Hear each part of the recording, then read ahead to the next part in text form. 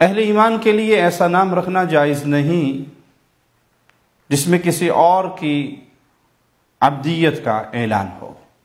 بندہ اللہ کا بندہ ہے اور ایسے ہی ناموں سے اس کو پکارنا، اس کو بلانا درست ہے جس میں اس کی عبدیت کا اللہ کی طرف رخ موڑا گیا ہو۔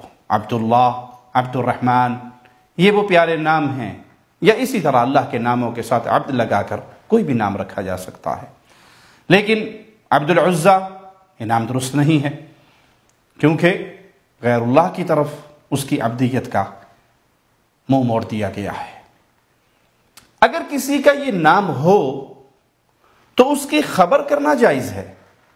مثلا عبد المطلب یہ نام رکھنا جائز نہیں ہے، لیکن یہ بتانا جائز ہے کہ رسول اللہ صلی اللہ علیہ وسلم کے دادا کا نام عبد المطلب تھا۔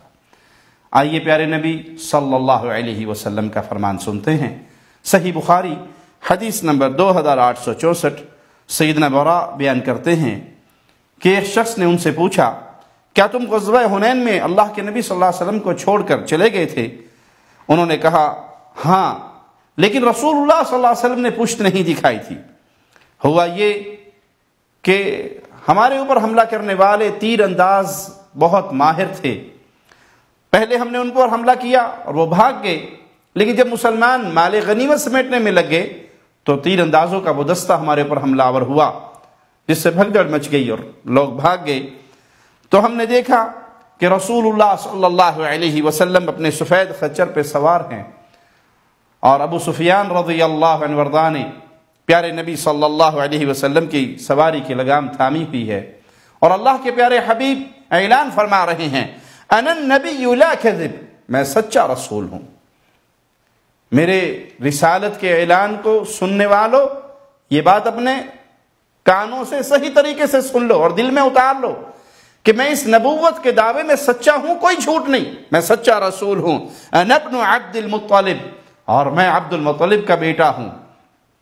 تو آپ نے خبر دی ان کو اپنے دادا کے نام کی کہ میں ان کا بیٹا ہوں اور میں سچا رسول ہوں، اور میدان میں جمے رہے یہاں تک کہ صحابہ واپس لوٹ آئے اور رسول اللہ صلی اللہ علیہ وسلم کے ساتھ کھڑے ہوئے، اور اللہ کی طرف سے پھر رحمت اور فتح اور نصرت کا معاملہ ہوا۔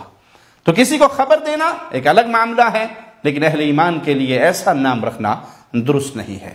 صحیح بخاری ہی کی دوسری روایت 2552، صحابی کہتے ہیں میں نے رسول اللہ صلی اللہ علیہ وسلم کو یہ فرماتے ہوئے سنا، خیر دور الانصار بنو النجار وبنو عبد الاشہل وبنو الحارث وبنو ساعدہ، انصار کے گھرانوں میں سب سے بہتر بنو نجار، بنو عبد الاشہل، بنو حارث اور بنو ساعدہ کے گھرانے ہیں۔ اس حدیث سے بھی ثابت ہوا کہ اگر کسی کا پہلے سے ایسا نام ہو تو اس کی اطلاع دی جا سکتی ہے، لیکن مسلمان مومن کے لیے جائز نہیں کہ وہ عبداللہ، عبد الرحمن ان ناموں کو چھوڑ کر وہ نام جن میں انسان کی عبدیت کا رشتہ خالق و مالک سے جڑ رہا ہے ان کو چھوڑ کر مخلوق کا بندہ بنے، عبد النبی، عبد الرسول، عبد الحسین یہ نام رکھے، یہ اہل ایمان کے لیے جائز نہیں، کیونکہ یہ اس کو شرک کی طرف گھسیٹ کر لے جائیں گے۔ اللہ سے دعا ہے اللہ ہمیں توحید کا صحیح فہم عطا فرمائے۔